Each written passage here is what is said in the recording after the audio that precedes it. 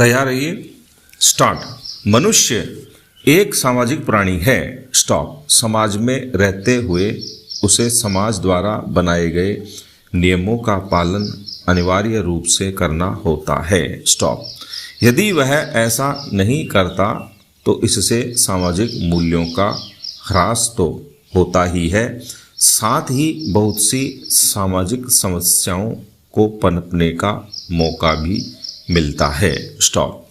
धार्मिक कट्टरता, जाति प्रथा, अंधविश्वास, नारी शोषण, दहेज प्रथा, सामाजिक शोषण, बेरोजगारी, अशिक्षा, जनसंख्या वृद्धि, भ्रष्टाचार, गरीबी इत्यादि हमारी प्रमुख सामाजिक समस्याएं हैं। स्टॉप। ऐसा नहीं है कि ये सभी सामाजिक समस्याएं हमेशा से हमारे समाज में विद्यमान रही हैं। स्टॉप।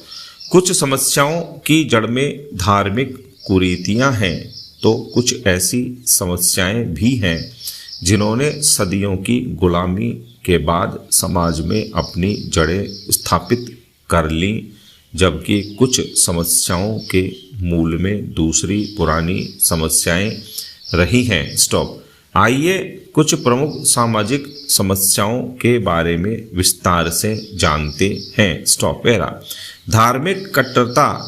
इतिहास साक्षी है कि अनेक धर्मों, जातियों एवं भाषाओं वाला यह देश अनेक विसंगतियों के बावजूद सदा एकता के सूत्र में बंधा रहा है। स्टॉप।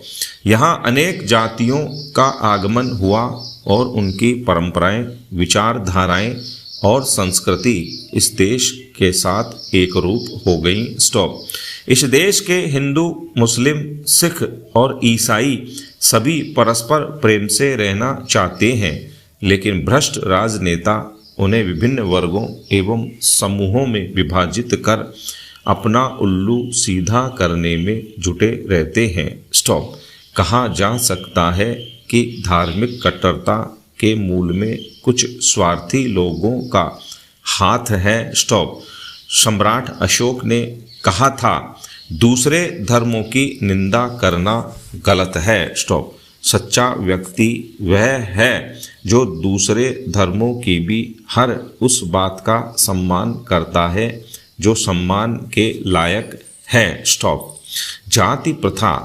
प्राचीन काल में हमारे देश में गुण एवं कर्म के अनुसार वर्ण व्यवस्था का निर्धारण किया गया था। एक व्यक्ति जो मंदिर में पूजा एवं बच्चों को शिक्षा प्रदान करता था वह ब्राह्मण, जबकि उसी का बेटा यदि समाज की रक्षा के कार्य में संलग्न रहता तो उसे क्षत्रिय माना जाता था। अर्थात तब जाति निर्धारण का आधार व्यक्ति का कर्म था, किंतु समय के साथ साथ वर्ण व्यवस्था विकृत हो गई और जाति निर्धारण का आधार कर्म न होकर जन्म हो गया। स्टॉप। फिर धीरे धीरे ऊंच नीच, छुआछूत इत्यादि सामाजिक बुराइयों ने अपनी जड़ें जमा लीं। स्टॉप। स्वतंत्रता प्राप्ति के बाद जाति प्रथा हमारे समाज के लिए तब अभिशाप बन गई जब शूद्र एवं स्वार्थी राजनेताओं ने जातिवाद की राजनीति कर हमारी एकता एवं अखंडता को चोट पहुंचाना शुरू कर दिया। स्टॉप। जातिवाद समाज के विघटन के लिए सर्वाधिक जिम्मेदार रहा है। स्टॉप। अंधविश्वास। धर्म एवं ईश्वर की आड़ में कुछ स्वार्थी लोग गरीब एवं भोली भाली जनता को मूर्ख बनाते हैं। स्टॉप। समाज में अंधविश्वास के मूल में धार्मिक आडंबर एवं ईश्वर का भय ही है। स्टॉप। भूत प्रेत, ईश्वर के नाम पर चढ़ावा एवं बलि ये सब अंधविश्वास के ही रूप हैं। इनके कारण सामाजिक प्रगति बाधित होती है। स्टॉप। नारी शोषण। मनु ने कहा है, यत्र नार्यस्तु पूजयन्ते रमन्ते तत्र देवताः। स्टॉप। अर्थात जहाँ नारी की पूजा होती है वहीं देवताओं का वास होता है, किंतु यह दुर्भाग्य की बात है कि आज नारियों का शोषण हो रहा है। यद्यपि हमारे संविधान में नारियों को भी पुरुषों के समान अधिकार प्राप्त हैं, पर दुर्भाग्यवश ये न केवल अपने घर में बल्कि बाहर भी शोषण एवं हिंसा का शिकार होती हैं। कन्या भ्रूण हत्या, बेमेल विवाह, बाल विवाह, दहेज प्रथा, बलात्कार आदि नारी शोषण के कुछ उदाहरण हैं। Stop para. भारत शुरू से ही वसुधैव कुटुंबकम अर्थात संपूर्ण जगत एक परिवार है के सिद्धांत का प्रतिपादन करता हुआ विश्व को प्रेम और शांति का संदेश देता रहा है। बावजूद इसके विश्व के अन्य देशों की तरह आज यहाँ भी सांप्रदायिकता की समस्या घर कर गई है, जो देश की शांति और एकता को भंग करने का प्रयास कर रही है। हिंदू मुस्लिम दंगे में जब बशीर बद्र का घर जला दिया गया था तो उन्होंने अपने दिल का दर्द कुछ इन पंक्तियों में बयां किया था। लोग टूट जाते हैं एक घर बनाने में, तुम तरस भी नहीं खाते बस्तियां जलाने में। आइए सांप्रदायिकता का अर्थ समझते हुए भारत के संदर्भ में इस समस्या का विश्लेषण करते हैं। स्टॉप। यदि एक हिंदू गर्व से कहता है कि वह हिंदू है तो क्या यह सांप्रदायिकता है? यदि एक मुसलमान कहता है कि उसे मुसलमान होने का गर्व है और एक अच्छा मुसलमान बने रहने के लिए वह अपनी जान भी दे सकता है, तो क्या यह सांप्रदायिकता मानी जाएगी? जब एक अल्पसंख्यक समुदाय को लगता है कि उसका कई दशकों से अन्यायपूर्ण दमन के साथ शोषण हो रहा है और प्रतिक्रिया स्वरूप वह तीव्र विरोध करता है, तो क्या यह सांप्रदायिकता कही जा सकती है?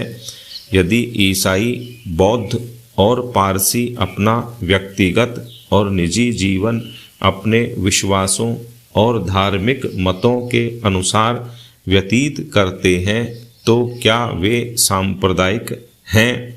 ऐसे अनेक प्रश्न हैं जो हमें सांप्रदायिकता की सुस्पष्ट परिभाषा ढूंढने के लिए विवश करते हैं। प्रसिद्ध इतिहासकार प्रोफेसर विपिन चंद्र ने सांप्रदायिकता को स्पष्ट करते हुए इसके 3 चरणों की व्याख्या प्रस्तुत की है।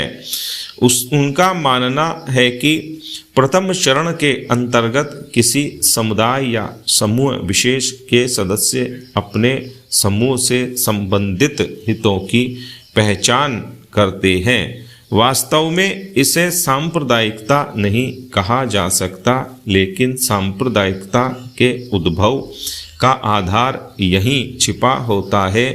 इसके अगले अर्थात द्वितीय चरण में वे न केवल अपने समूह के सदस्यों के हितों की पहचान करते हैं, बल्कि उनके हितों को अन्य समूहों के सदस्यों के हितों से भिन्न मानते हैं। स्टॉप। प्रोफेसर विपिन चंद्र का मानना है कि वास्तव में यह सांप्रदायिकता है जहां समूह विशेष के सदस्यों के हित समाज के अन्य समूहों के सदस्यों के हितों से भिन्न लगते हैं, लेकिन यह भिन्नता उग्र रूप तब धारण कर लेती है जब किसी समूह या समुदाय विशेष के सदस्यों को अपने हित अन्य समूहों या समुदायों के सदस्यों की तुलना में न केवल भिन्न लगते हैं बल्कि विपरीत भी लगने लगते हैं। इस तीसरे चरण में सांप्रदायिकता अपने उग्र स्वरूप में आ जाती है। समूह या समुदाय विशेष के सदस्यों को समाज के अन्य सदस्यों के हित विरोधी लगते हैं। यहीं हितों का संघर्ष प्रारंभ होता है, जो समूहों या समुदायों के आपसी संघर्ष में परिवर्तित हो जाता है। स्टॉप।